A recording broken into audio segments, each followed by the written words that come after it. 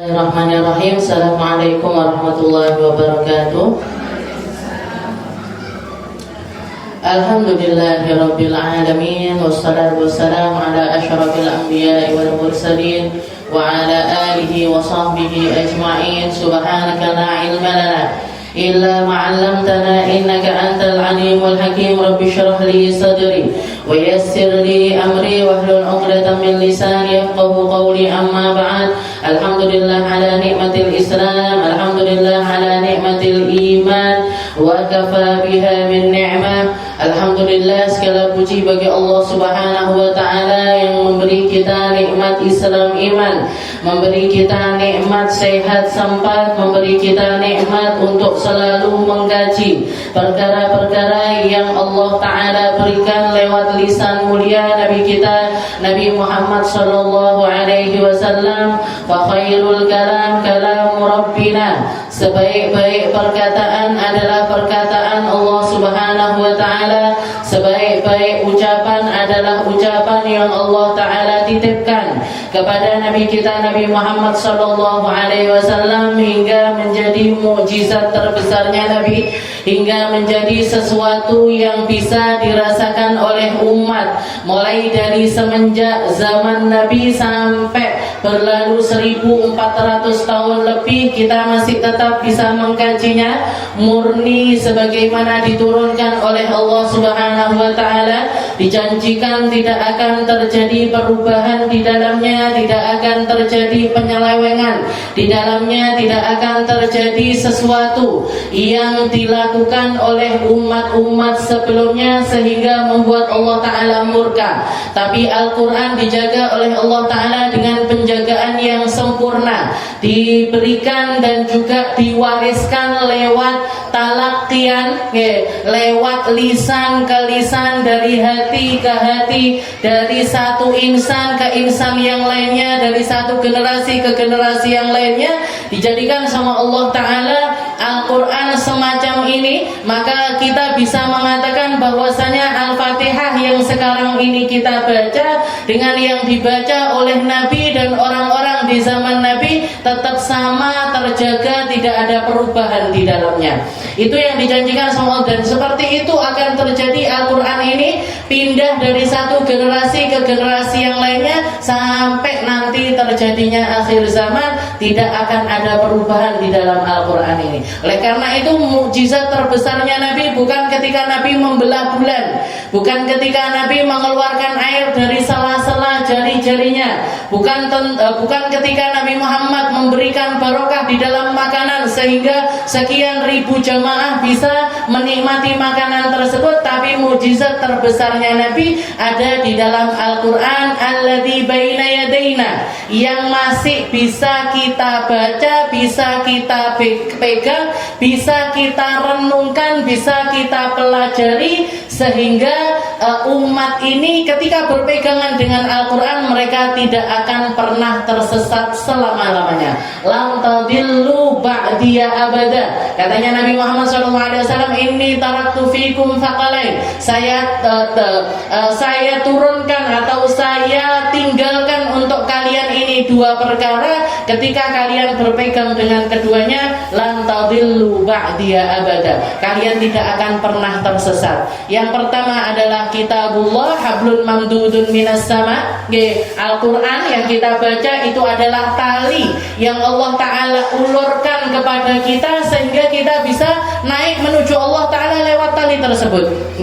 Dan yang kedua ada di dalam hadis yang lain mengatakan wa'itsrati ahla baiti, anak cucuku aku turunkan kepada kalian. Di dalam riwayat yang lain adalah sunnah atau hadis perkataan Nabi Muhammad sallallahu alaihi wasallam. Maka beruntung kita ketika kita mendapatkan jatah dari perkara yang semacam ini. Kemuliaan bagi kita ketika kita mempelajari Al-Qur'an, keindahan bagi kita karena kita mengisi hari-hari kita serta roh dan juga jiwa kita dengan sesuatu yang paling dijaga oleh Allah Subhanahu wa taala, sesuatu yang paling dijaga oleh Allah.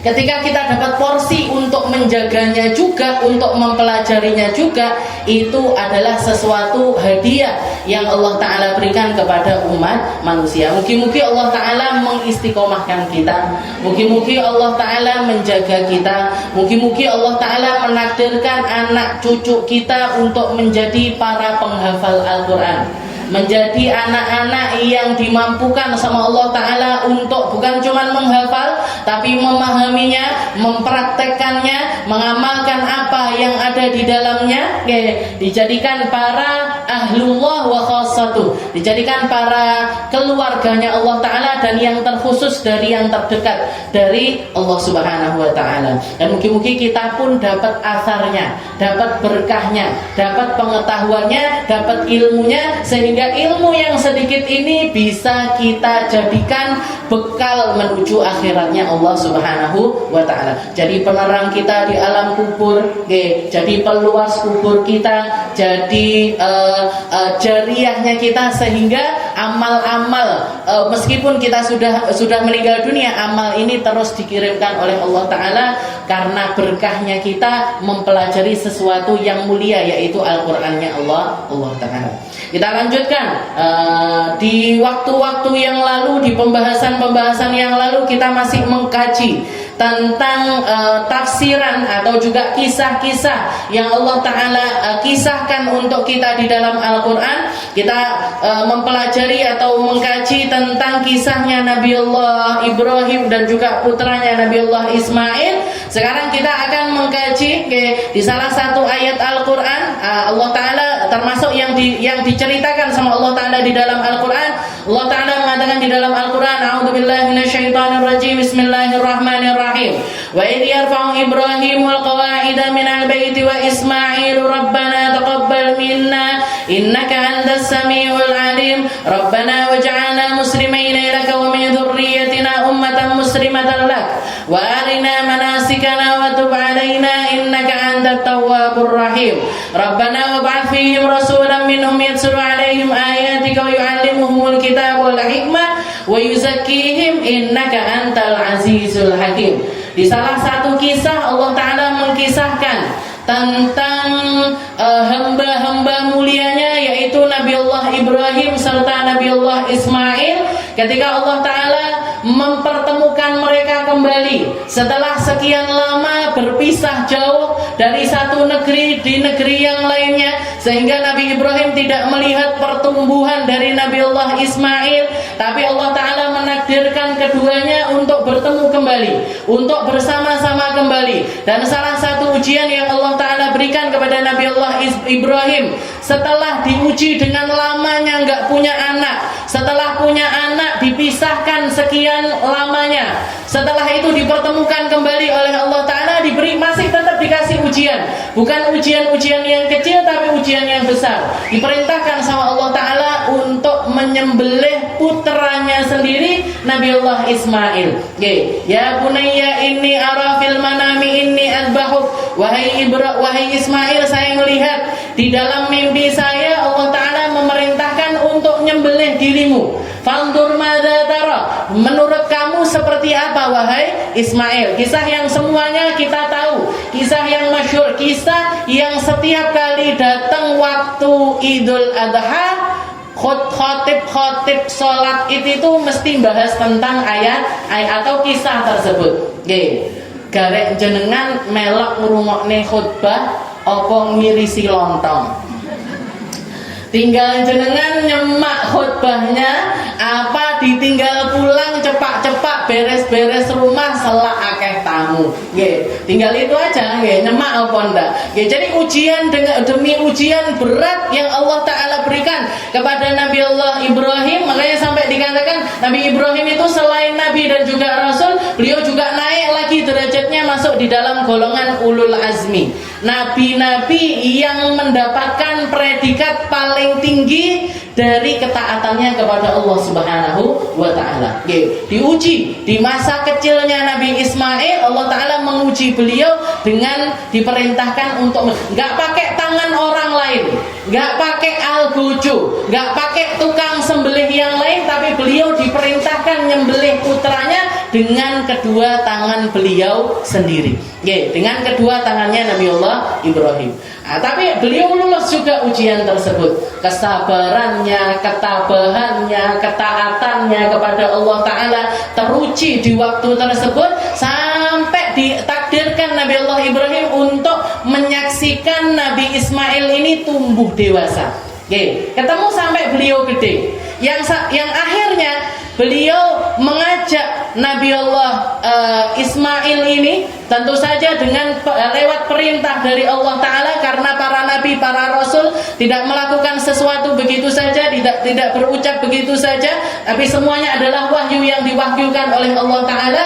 Allah Ta'ala memerintahkan Nabiullah Ibrahim untuk membuat satu bangunan yang kita kenal dengan Ka'bah al-Musharrafah.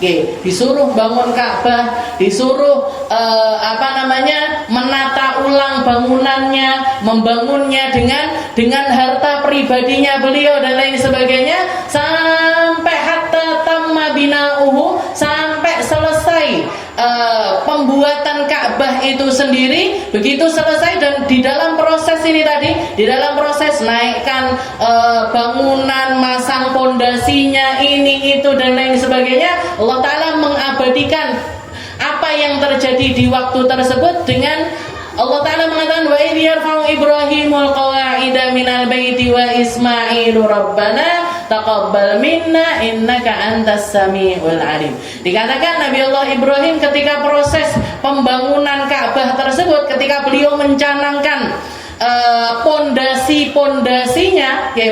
pondasinya Ka'bah, yang beliau ucapkan adalah Rabbana taqabbal minna innaka antas samiul alim innaka antas samiul alim. Jadi panjang doanya. Di sini salah satu perkara yang bisa kita ambil pelajarannya dari Nabiullah Ismail dan juga Nabiullah Ibrahim, bahwasanya beliau berdua ini ketika membangun Ka'bah itu sendiri, yutqinu fi, beliau itqan di dalamnya. Itqan itu apa?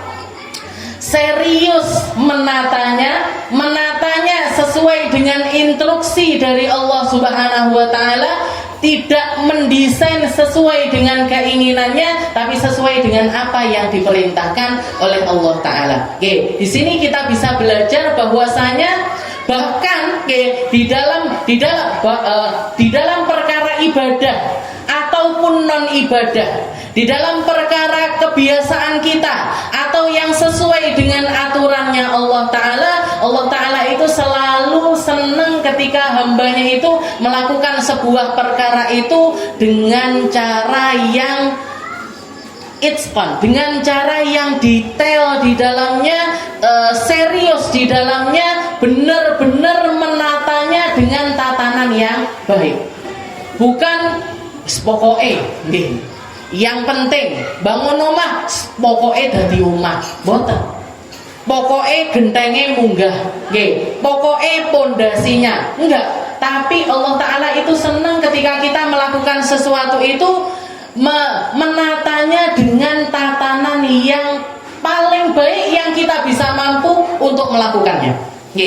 Misal contoh terkecilnya, jenengan mau berangkat ke majelis ini, atau tatanan dari majelis ini, Allah Ta'ala itu senang ketika seseorang itu melakukan sesuatu, niat dari dalam hati itu benar-benar, ya Allah, aku budal ngaji, bawa tas, bawa buku, bawa pulpen atau bawa pensil, atau misalkan jenengan sukanya ngerekam, disediakan alat rekamnya, setelah itu bajunya ditoto rapi, lingguh nyari tempat yang paling depan sehingga kita bisa mendengar dengan seksama. Memang yang belakang nggak bisa mendengar dengan seksama, ya bisa juga, bisa juga. Tapi Allah Ta'ala itu senang ketika seseorang itu memaksimalkan potensi diri di dalam segala sesuatu.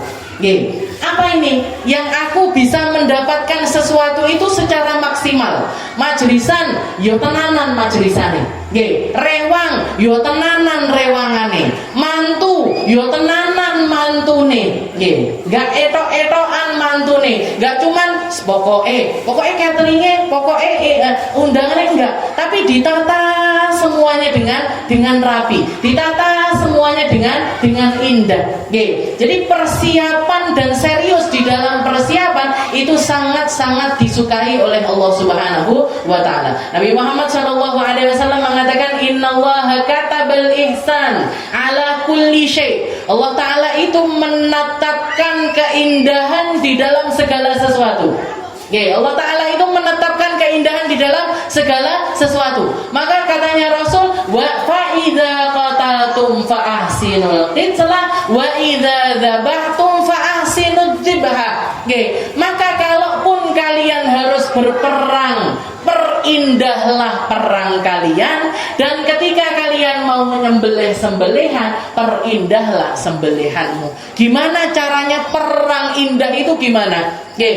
Perang indah itu adalah perang yang tujuannya li'i'la'i kalimatillah, untuk menegakkan namanya Allah Ta'ala, untuk menggaungkan kalimat la ilaha illallah, bukan untuk yang lainnya.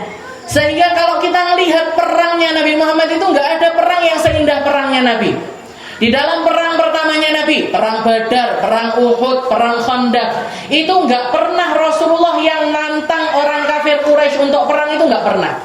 Tapi Rasulullah selalu dalam posisi mempertahankan diri, pertahanan diri, bukan nyerang.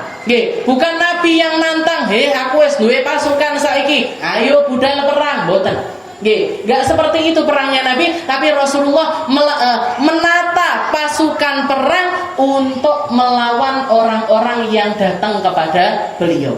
Makanya di perang pertamanya Nabi, perang Badar, bisa dikatakan Rasulullah itu persiapannya minim sekali. Tapi itu pun Rasulullah natanya sedemikian rupa. Kalau jenengan melihat sejarah hidupnya Nabi, itu bahkan lebih, istilahnya lebih termanajemen ketimbang kita yang ada di era tulis menulis, komputer dan lain sebagainya. Ini sudah tertata. Rasulullah itu tahu persis berapa pasukan yang ikut, 313 pasukan yang ikut Nabi di perang Badar tersebut. Yang punya kuda berapa, yang punya keledai berapa, yang naik onta berapa, yang punya peralatan perang ini itu berapa, yang jadi korban meninggal berapa. 13 orang yang meninggal di perang Badar itu tercatat semuanya satu persatu namanya. Fulan bin Fulan, Fulan bin Fulan, Fulan bin Fulan, Fulan bin Fulan. Ketahuan. Jadi nggak asal perang aja, nggak asal. Ditoto sama Nabi. Setelah itu aturan perangnya Nabi, jangan sampai bunuh perempuan, jangan sampai bunuh anak kecil, jangan bunuh perempuan, jangan bunuh anak kecil, jangan bunuh pemimpin agama, pendeta-pendeta, rohib-rohib dan lain sebagainya dilarang untuk dibunuh. Tidak boleh nyerang tempat-tempat peribadatan umat manapun. Tidak boleh bahkan sekedar motong kayu, motong pohon yang nggak ada kepentingan untuk dipotong, itu nggak boleh sama Nabi Muhammad. Kalaupun mau motong pohon harus ada tujuannya. Buat apa kalian motong pohon? Rasul, buat bikin api unggun, buat jadi penerangannya kita, buat masak, buat godok air, baru boleh nebang. Kalau nggak ada kepentingannya nggak boleh sama Nabi. Jadi nebang pohon nggak boleh. Dan di perang-perangnya Nabi, Rasulullah mengingatkan kepada para sahabat-sahabatnya, kalau kalian sudah nyerang, kalau sudah terjadi peperangannya ini sudah berkecamuk, maka pilihlah serang mereka di tempat-tempat yang fatal, yang langsung mematikan mereka. Sehingga apa? Sehingga mereka tidak merasakan rasa sakit yang berkepanjangan. Jadi para sahabat itu memang kelihatannya sadis, tapi itu adalah kematian yang paling tidak menyakiti orang tersebut.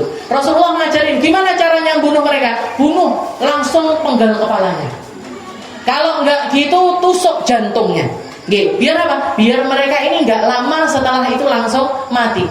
Kalau orang-orang kafir itu enggak, acak. mereka. Kupingnya dipotel, tangannya dulu, kakinya dulu. Seperti kisahnya Sayyidina Ja'far At-Tayyar, sepupunya Nabi Muhammad SAW, kakaknya Sayyidina Ali bin Abi Thalib, ketika beliau membawa bendera perangnya, ketika beliau membawa bendera perang, orang-orang kafir ini yang diserang bukan jantungnya Sayyidina Ja'far, tapi tangannya beliau dipatahkan. Dipotong tangan kanannya beliau. Beliau ngambil bendera pakai tangan kiri, tangan kanannya udah nggak ada.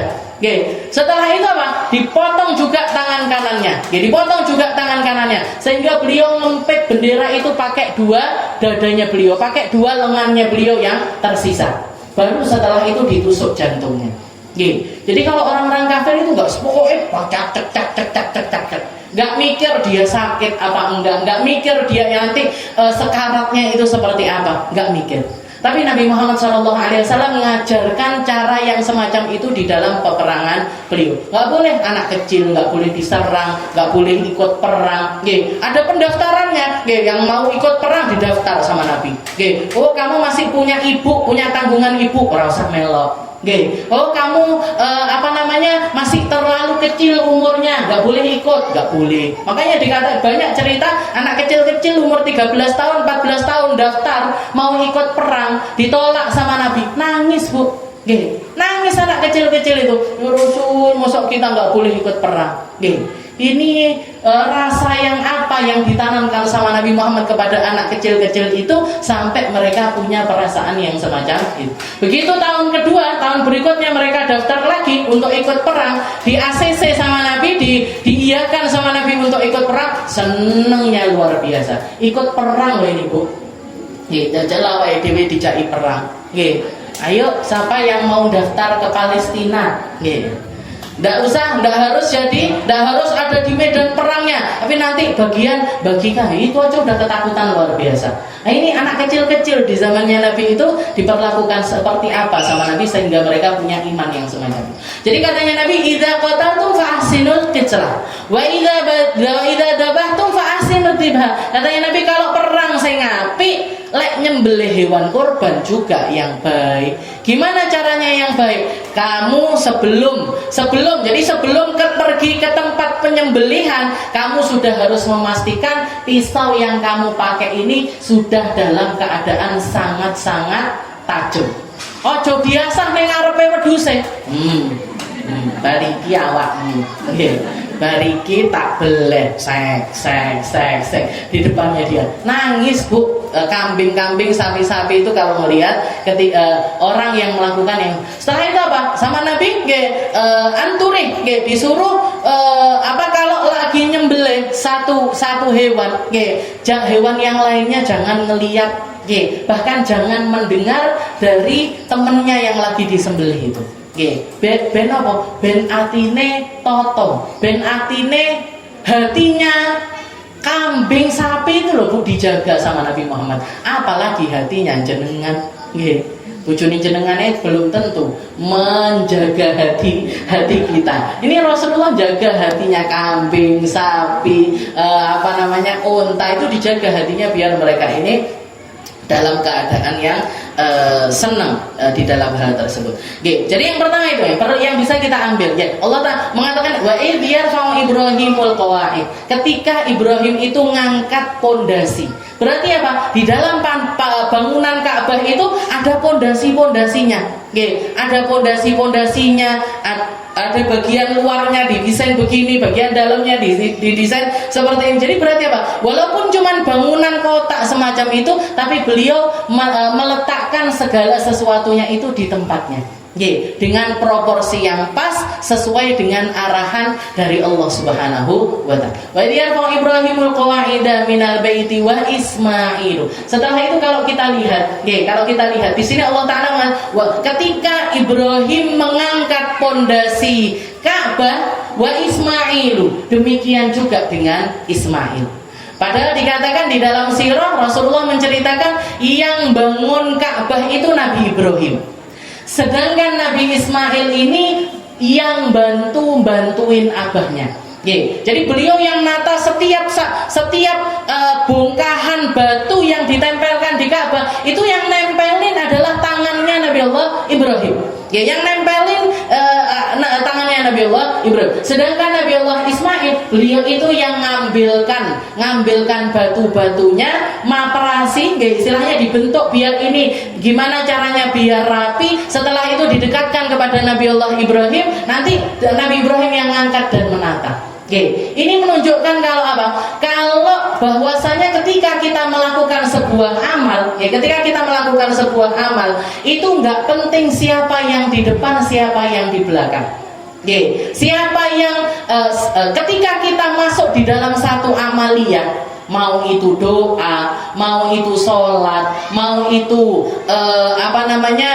majelisan yang semacam ini, itu nggak penting Bu, siapa yang ngaji itu nggak penting.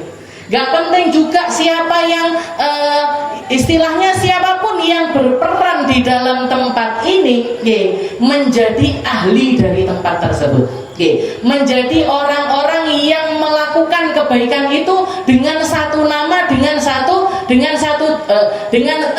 istilahnya menjadi satu kesatuan. Menjadi satu kesatuan. Nabi Ibrahim yang nata, Allah Ta'ala nggak membeda-bedakan. Iki kan sing bangun Ibrahim, Ismail istilahnya nggak termasuk di dalamnya, tapi disebut namanya Nabi Ismail oleh Allah Subhanahu wa Ta'ala. Begitu juga ini juga menjadi dalil bahwasanya ketika kita berdoa, kayak tadi saya baca doanya tiba, jenengan nggak bawa buku, jenengan amin amin amin. Ini yang lagi doa siapa? Bukan saya Bu yang lagi doa, kita semuanya sedang berdoa.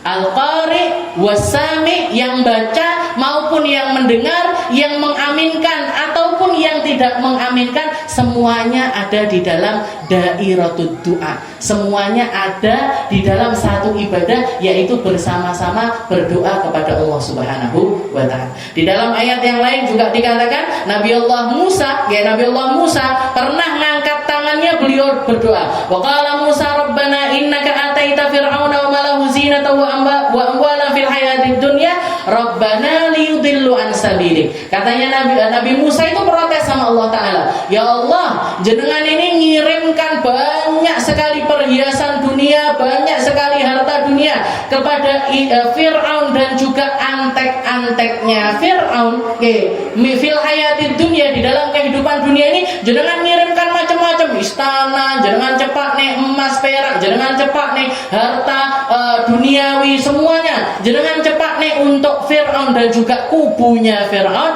Ya Rabbana liyudillu an sabilik, ya Allah, ini harta kalau di tangan orang-orang macam Fir'aun dan juga antek-anteknya, ini hanya bikin kesesatan di dunia. Jenengan pernah enggak berada di titik pegel banget, nyapo kok sing sugih-sugih iki wong-wong pelaku maksiat. Kenapa kok harta itu kok diberikan sama Allah Ta'ala kepada orang-orang yang sukanya itu melakukan maksiat-maksiat kepada Allah Ta'ala. Yang ada di diskotik, itu orang masuk diskotik aja Bu, walaupun saya nggak pernah masuk diskotik, kerungu melbutak ilo larang. Air yang diminum di situ sak gelas bisa 500.000, bisa 300.000, bahkan ada yang satu botol jutaan harganya.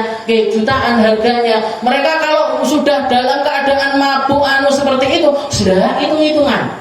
Tinggi judi, ndak hitung-hitungan, buat minum nggak hitung-hitungan, nggak dibuat mabuk nggak hitung-hitungan, buat medok ya ndak hitung-hitungan. Ini kalau misalkan kita istilahnya jenengan pernah apa enggak kepikiran, ya Allah, nyapa enggak sing disugih niki wong Islam ae. Kan bangunan masjid kan cepet dadi malian, pondok kan malah cepet dadi liyan. Kalau ada di tangannya orang muslim, ini insya Allah bakalan dipakai untuk melakukan kebaikan. Nah, Nabi Musa itu pernah punya rasa yang semacam itu. Ya Rabb, innaka ataita zinata wa amwalan. Ya Allah, kenapa kok harta dunia ini jenengan kasihkan ke Fir'aun dan juga kelompoknya Fir'aun? Ya Rabb, Rabbana liyudillu an. Itu semuanya dipakai untuk nyesatin umat, ya Allah. Setelah itu beliau nama, ya Rabbana tmis ala amwalihim, ya Allah, hancurkan harta mereka, balikkan hati mereka, hatta yarawul adzabal alim, sampai mereka mati nanti ketemu sama azabmu yang paling pedih ya Allah. Ini doanya Nabiullah Musa. Podo bu gregetene karo awake dhewe sebenarnya. Jadi kalau mau bikin maulid gitu, aduh kok enggak kempet-kempet iki danane, iki tuku dekor, iki nyewa sound, iki anu. Ini kok kenapa enggak orang kaya-kaya itu harta itu dikiriminnya ke orang-orang? Ini podo nasib kita sama Nabiullah Musa. Karena saking enggak bernilainya harta dunia, Allah Ta'ala itu enggak segan ngirimkan harta dunia untuk orang-orang kafir. Allah Ta'ala prinsipnya apa? Silahkan berpuas-puas menikmati kehidupan di dunia, sehingga aku pun akan puas juga mengadab kamu nanti di akhirat. Rabbana hatta yarawul adzabal alim. Didoain sama Nabi Musa, ya Allah, biar pokoknya iki engko bare ya lek wis mati. Nanti selesainya capeknya hati saya di dalam merasakan kesesatan umat ini, nanti selesainya adalah ketika mereka engkau matikan sehingga mereka ketemu dengan azab yang alim. Ada adzabul alim. Setelah itu Allah Ta'ala di ayat selanjutnya mengatakan qala qad ujibat da'watukuma. Wahai Musa, telah aku ijabahi doa kalian berdua. Telah aku ijabahi doa kalian berdua. Yang doa cuma Nabi Musa sendiri. Tapi Nabi Allah jadi Harun, aku Musa, saudaranya Nabi Allah Musa, ketika mendengarkan doanya Nabi Musa, beliau cuma mengatakan amin. Jadi Nabi Musa yang doa, Nabi Harun yang mengaminkan, dan Allah Ta'ala mengatakan qad ujibat da'watukuma fastaqima wa la tattabi'an sabilal ladzina la ya'lamun.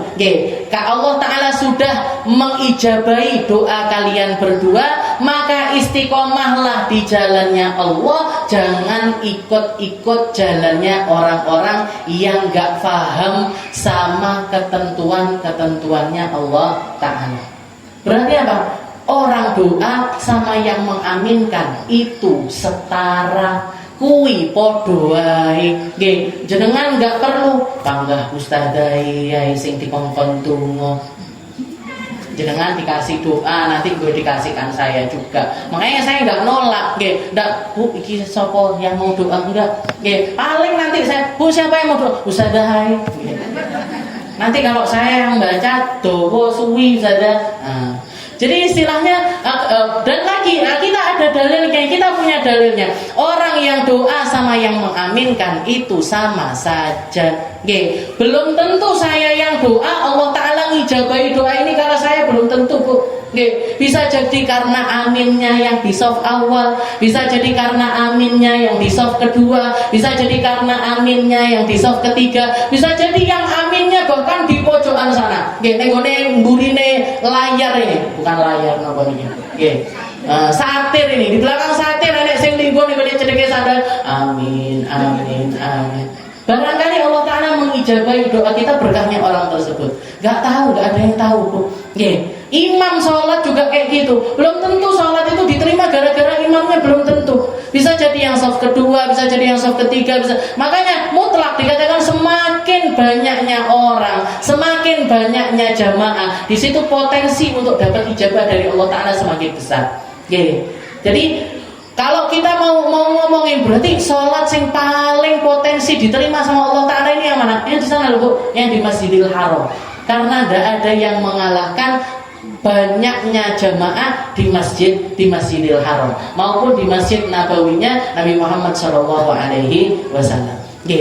Tapi secara mau itu jamaahnya besar ataupun jamaahnya kecil, itu yang paling penting dari doa itu sendiri atau yang paling penting dari amal itu sendiri bukan tentang amalnya, bukan tentang apa yang kita lakukan atau doa yang kita panjatkan, tapi yang lebih penting lagi seperti yang dikatakan sama Nabi Ibrahim sama Nabi Ismail, Rabbana taqabbal minna innaka antas samiul alim. Ya Allah, yang saya berikan ini mbok diterima ya Allah. Ya Allah, aku ngaji seminggu pisan dina Kamis ning gone Al-Bahjah. Nggih, yang bisa ini ya Allah karena dekat, karena saya cuma jalan aja, karena saya naik motor aja cukup, nggih, ndak perlu modal banyak-banyak, ngajine penak karo inceng-inceng anake, karo inceng-inceng. Ya Allah, yang dikit ini semoga diterima ya Allah. Nggih. Nah itu ya, jadi poinnya bukan tentang amalnya, bukan tentang ibadahnya, tapi diterima apa enggak sama Allah Ta'ala. Makanya itu yang dikedepankan sama Nabi Ibrahim sama Nabi Ismail. Orang-orang yang paling ngerti tentang Allah, orang-orang yang paling ngerti tentang peribadatan kepada Allah Ta'ala, yang difokuskan ini Bu, durung jaluk, belum minta ya Allah nyuwun niki. Nanti setelah itu beliau minta. Setelah itu beliau minta tentang dirinya, tentang anak cucunya, tentang ibadahnya. Tapi di awal dibuka dengan Rabbana taqabbal minna. Ya Allah, yang saya kerahkan ini tolong diterima. Dan doa yang diijabah ada salah satu doa yang potensi untuk diijabah sama Allah Ta'ala juga adalah doa yang dilakukan setelah kita menunjukkan usaha-usaha kita. Setelah kita nunjukin usaha-usaha kita. Makanya aslinya salah deh mang, ndonga dhisik bar ngono lagi ngaji. Kudune bar ngaji lagi ndonga. Kenapa? Karena belum apa-apa. Saya lo baru turun, baru datang. Ngamal apa durung nyapa-nyapa. Belum ngapa-ngapain, belum baca-baca, belum tinggal. Kalau jenengan mungkin tadi sudah baca maulid dari awal, qiyam, sholawat, muji-muji Nabi dan lain sebagainya. Tapi sebagian dari kita enggak ngalamin itu. Jadi doa itu setelah kita mempersembahkan sesuatu kepada Allah Ta'ala. Ya Allah, ini anakku, tak didik sekian tahun, tak kasih makanan-makanan yang halal, tak tirakati dengan segala macam ibadah. Saya niatkan puasa buat dia, saya niatkan sedekah buat dia, saya niatkan amal-amal baik untuk dia. Ya Allah, anak saya ini taqabbal. Terimonen ya Allah. Terimalah anak-anak saya ini, ridhoi dia, jaga dia, kasih dia perkara-perkara yang indah di dalam hidupnya, kasih dia perkara-perkara yang menjadi warisannya Nabi Muhammad SAW. Jadi setelah perjuangan, Nabi Ibrahim, Nabi Ismail ini doanya setelah beliau, ketika dan setelah beliau menyelesaikan bangunan Ka'bah itu. Jadi ketika mulai bangun itu sudah dibersamai dengan doa, sudah dibersamai dengan kekhusyuan, sudah dibersamai dengan keinginan yang kuat untuk penjagaan diri dan juga penjagaan anak cucu serta segala macam hajat-hajatnya beliau. Tapi dimulainya itu dengan kalimat Rabbana taqabbal minna. Ya Allah, terimalah. Sayyidina Ali bin Abi Thalib juga mengatakan kunu biqabuli amalin. Jadilah kalian itu dengan terkabulnya amal, dengan terkabulnya amal lebih kalian pentingkan ketimbang amal itu sendiri. Jadilah kalian dengan terkabulnya amal itu lebih kalian prioritaskan ketimbang amal itu sendiri.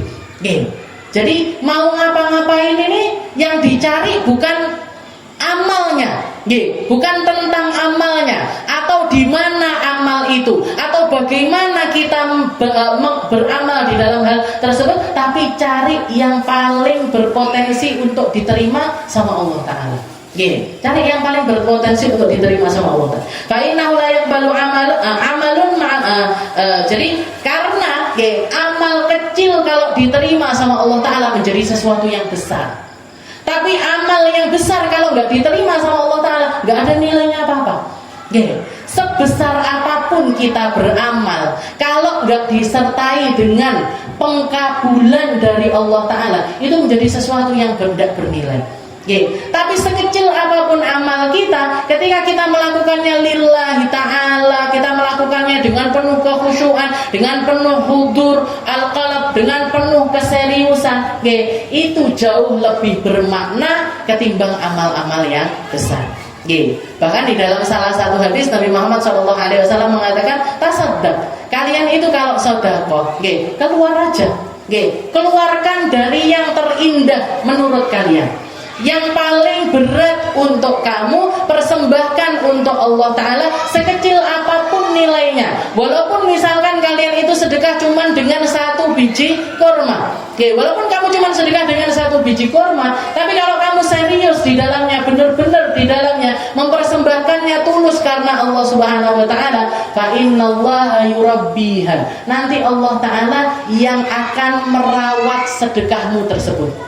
Karena Allah Ta'ala dengan amal yang diterima, amalnya jenengan kalau diterima sama Allah Ta'ala yang akan merawatnya sebagaimana para peternak itu merawat anak-anak falwah itu anak-anaknya kambing, anak-anak kambing kecil-kecil itu, kalau kita titipkan ke peternak-peternak, itu kan dirawat, diopeni, diresiki, dikasih makan, kasih minum, sampai tambah gede. Ada banyak orang-orang di zaman Nabi atau orang-orang sebelumnya Nabi, bahkan mereka sedekah dengan sedekah yang kecil-kecil, bahkan mungkin setara 1 biji kurma. Tapi karena ikhlas lillahi ta'ala dikembangkan sama Allah Ta'ala, sehingga di akhirat dia menemukan pahala sebiji kurma itu menjadi sebesar gunung Uhud. Ketika amal itu kalau tulus, Allah Ta'ala yang besarin, Bu. Gak perlu kita yang membesarkan, gak perlu kita yang keluar-keluar, gak perlu kita yang pamer-pamer. Aku loh mulai haji, aku loh mulai umroh, aku loh bangun pondok, aku loh anak-anakku tak sekolah. Gak perlu jenengan kemana-mana cerita sama orang, anakku sing iki wis ngene, anakku sing iki wis ngene. Gak perlu jenengan pamer sama orang. Nanti Allah yang pamerkan sendiri kalau jenengan tulus di dalamnya, kalau benar-benar di dalam pendidikannya, kalau serius di dalam perkara tersebut, Allah yang akan memperlihatkannya dengan sendirinya tanpa kita perlu berucap 1 kalimat pun. Tanpa kita perlu berucap 1 kalimat pun. Orang-orang yang sudah mendahului kita dengan jariahnya mereka, dengan amal baiknya mereka, yang bisa kita rasakan kebaikannya itu sampai sekarang ini, itu bukan karena apa-apa, tapi karena keikhlasan, ketulusan mereka yang begitu besarnya sehingga dilihat sama Allah Ta'ala, diperhatikan sama Allah Ta'ala. Setelah itu Allah Ta'ala yang mengembangkannya sedemikian rupa. Anak-anak tadi anak-anak sing api-api, tinggalannya orang tuanya diberdayakan dengan baik. Mau itu peninggalannya harta duniawi ataupun harta ukhrawi, mau itu yang ditinggalkan itu perkara-perkara yang nampaknya sesuatu yang nilainya itu keduniaan ataupun keakhiratan, sama-sama kalau kita niatnya itu lillahi ta'ala, bakalan dikembangkan sama Allah Ta'ala. Bakalan dikembangkan sama. Jadi banyak pelajaran dari ayat ini. Jadi pertama doa itu yang perlu kita perhatikan pertama kali adalah qabulud doa. Terkabulnya dari sebuah doa. Setelah itu yang kedua apa? Yang kedua yang kita cari dari amal-amal tersebut adalah yang paling berpotensi untuk kita bawa sampai akhirat nanti. Yang paling berpotensi untuk kita bawa ke akhirat nanti. Nah, di sini dikatakan wa idza Ibrahim wa qaida minal baiti wa Ismail rabbana taqabbal minna innaka antas samiul alim. Ya Allah, jadi dengan penuh kerendahan hati. Jadi amal itu bentuk amal yang dilakukan sama Nabi Ibrahim sama Nabi Ismail, bentuknya adalah bangun sebuah bangunan. Tapi inti dari bangunan ini sendiri beliau jaga, bahkan dari setiap prosesnya itu dijaga dari segala sesuatu yang melalaikan dirinya. Yang melalaikan diri beliau. Makanya beliau mengisinya dengan doa, Rabbana taqabbal minna innaka antas samiul alim. Rabbana waj'alna muslimaina laka wa min dzurriyyatina ummatan muslimatan lak wa arina manasikana wa tub 'alaina. Ini juga yang dilakukan sama Nabi Muhammad SAW. Nabi Muhammad itu ketika membangun Masjid Nabawi, yang keluar dari lisan beliau, jadi orang-orang yang ngudek semen, yang nata pasir, yang musungi bata ini itu dan lain sebagainya, karena gotong royong antara orang Ansor, orang Muhajir itu sama-sama gotong royong, maka Rasulullah mengajak mereka ngisi kegiatan tersebut dengan mengingat Allah Subhanahu wa taala. Mereka mengatakan di dalam doanya Nabi Muhammad mengatakan, Allahumma la aisha illa aishal akhirah farhamil ansar wal muhajirah. Katanya Nabi, ya Allah, tidak ada kehidupan yang nyata kecuali kehidupan di akhirat nanti. Maka ini ya Allah, yang lagi rewang bangun masjid ini ya Allah, irham, kasih rahmatmu turunkan kepada orang Ansar, turunkan juga kepada orang Muhajirin. Setelah Rasulullah baca, semua sahabat berarti nguduk semuanya sambil Allahumma la aisha illa aishal akhirah warhamil ansar wal muhajirah. Jadi diisi dengan kegiatan-kegiatan yang baik. Diisi dengan kegiatan itu juga yang harusnya menjadi amaliyahnya orang iman. Yang menjadi amaliyah. Jangan setiap pagi nyapu-nyapu, ngepel-ngepel, masak-masak, resek-resek omah dan lain sebagainya. Isi kegiatan tersebut dengan sesuatu yang mengingatkan kita kepada Allah Ta'ala. Bisa dengan nyetel murotal, bisa dengan nyetel pengajian. Nyetel pengajiannya siapa aja? Lek paham bahasanya Habib Umar ya Habib Umar, lek gak paham podo web murotal iki usada. Ya udah setel videonya Buya Yahya atau Ustaz Abdul Somad, Habib siapa aja. Jangan setel di rumah itu biar suasananya itu hidup dengan ingatnya kita kepada Allah Subhanahu wa taala. Karo kebas-kebas, karo nyapu-nyapu. Nah itu sama dikiran. Kalau misalkan nanti ganggu tetangga saya, ya sudah sama dikiran. La ilaha illallah, la ilaha illallah, subhanallah, subhanallah, Allahu akbar, Allah, sholawatan dan lain sebagainya. Itu juga salah satu bentuk agar amal-amal kita ini dijaga dari kelalaian. Dan itu ada contohnya. Siapa yang nyontohin? Nabi Ibrahim, Nabi Allah Ismail. Ibrahim dari mulai awal ngangkat pondasi, yang keluar dari lisan beliau semuanya adalah doa-doa tadarruk, minta-minta kepada Allah Subhanahu wa taala. Di dalam hadis yang lain ketika perang Khandaq itu, para sahabat juga baca banyak syair-syair yang dibaca sama para sahabatnya Nabi. Mereka mengatakan, nahnu alladzina bay'u Muhammadan 'ala al-jihad ma baqina abadan. Jadi yang termasuk doa yang dibaca sama para sahabat Nabi, mereka mengatakan nahnu alladzina bay'u Muhammadan. Jadi nginget tentang kenikmatan yang Allah Ta'ala berikan kepada mereka. Bukan tentang kenikmatan dunia, tapi kenikmatan akhirat yang mereka rasakan. Padahal waktu itu dikatakan ketika perang Khandaq, para sahabatnya Nabi itu sebagian besar di antara mereka meceli batu, bikin parit yang sangat besar, dalam keadaan perut mereka itu terikat karena kelaparan. Bahkan para sahabat melihat gelagatnya Nabi yang kesulitan ketika bangun dan juga merunduk. Ditanya sama para sahabat, di antaranya Abdullah bin Jabir, Sayyidina Jabir bin Abdullah, beliau itu melihat gelagatnya Nabi kok aneh. Diberanikan, ya Rasul, jenengan ini kenapa kok dari tadi saya perhatikan agak aneh. Katanya Nabi, nggak ada apa-apa wahai Jabir. Ditanya lagi, nggak apa-apa. Ditanya lagi, nggak apa-apa. Sampai beberapa kali ditanya sama Nabi, akhirnya Nabi ngaku, diangkat baju atasnya Nabi, diangkat baju atasnya Nabi, dan ternyata di perutnya Nabi sudah diganjel pakai 3 batu. 3 batu. Jadi terus luwe banget. Nabi Muhammad SAW.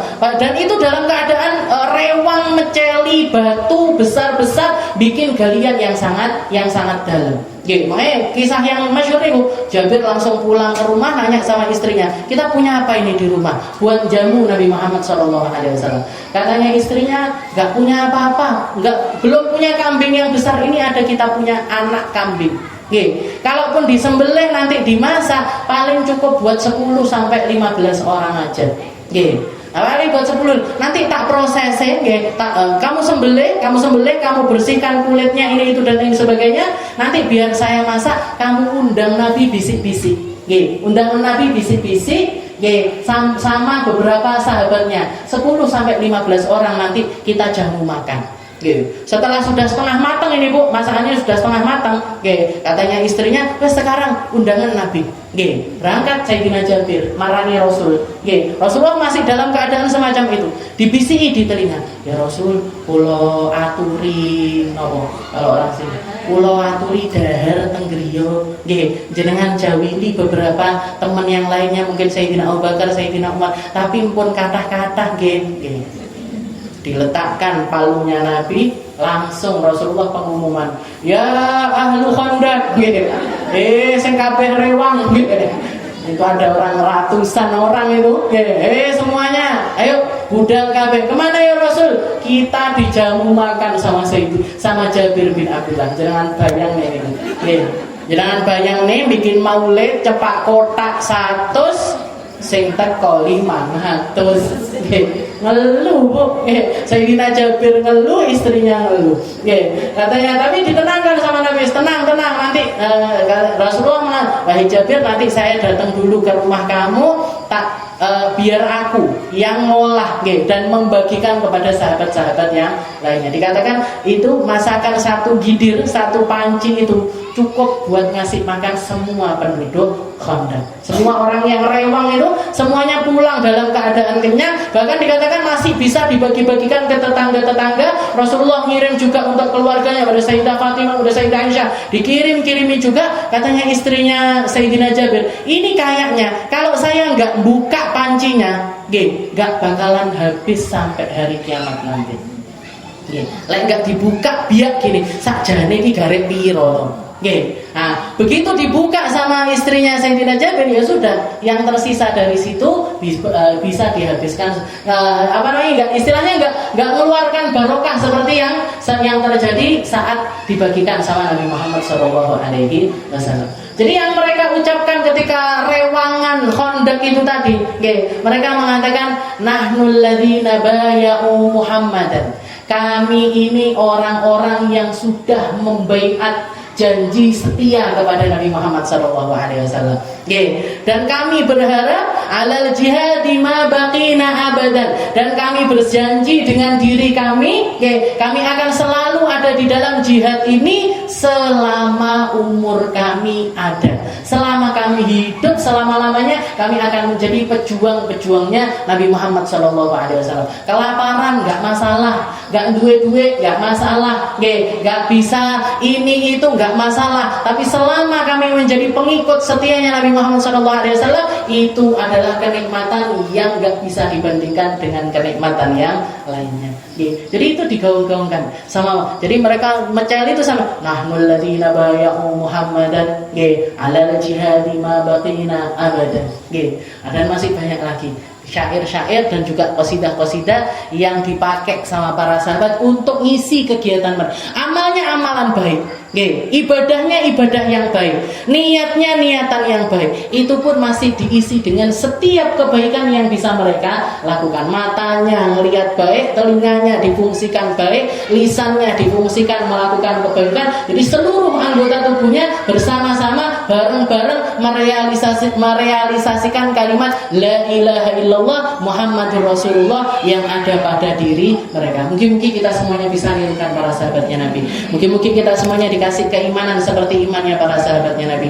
Mungkin kita dikasih ke amalan, niatan, porsi dari kebaikan seperti yang Allah Ta'ala berikan kepada orang-orang terdahulu, sehingga terjaga imannya, sehingga terjaga kebaikannya, sehingga terjaga setiap amal perbuatannya dijaga sama Allah Ta'ala. Mereka beruntung di dunia, beruntung sampai akhirat nanti. Dan mungkin kita, orang tua kita, anak cucu kita, semua orang-orang yang kita sayangi dijadikan sama Allah Ta'ala para pejuang-pejuang iman, dijadikan sama Allah Ta'ala para pejuang-pejuang kebaikan, dijadikan sama Allah Ta'ala orang-orang yang ditetapkan keimanannya di dunia sampai di akhirat nanti. Ala hadhihi niyah wa ala kulli niyatin salihah wa ila hadratin Nabi Muhammad sallallahu alaihi wasallam bisirril